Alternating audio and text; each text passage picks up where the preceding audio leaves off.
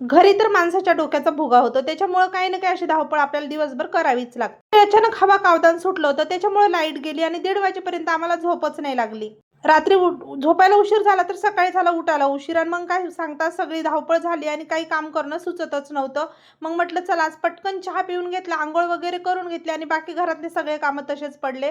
मला कामावर नेऊन सोडलं. पटकन म्हटलं तिथं स्वयंपाक करून घेते. आता तिथंही मला गेल्यावर आज जास्त काम होतं. पहिल्या घरच्या स्वयंपाकात वड्याची भाजी, तोंडल्याची भाजी, साबुदाण्याची उसळ, वरण भाताचं कुकर आणि पोळ्या असं सगळं काही करायचं होतं. मग नियोजन केलं डोक्यामध्ये थोडंसं आणि पटापट सगळं तिथलं काम आवरून घेतलं. आलू वांग्याची भाजी पण छान झाली होती. ती पण मी रश्श्याची करून घेतली. त्याच्यानंतर घरी आली, थंड पाण्याची घागर भरून ठेवली आणि 2 दिवस झाले तुम्हाला माहीतच आहे मी साफसफाई करत होती. तर एका पोळ्यावाल्या काकूंना म्हटलं, "काकू मला थोडेसे पेपर द्या." त्यांच्या घरी मी फक्त पोळ्याचीच कामं करते बघा.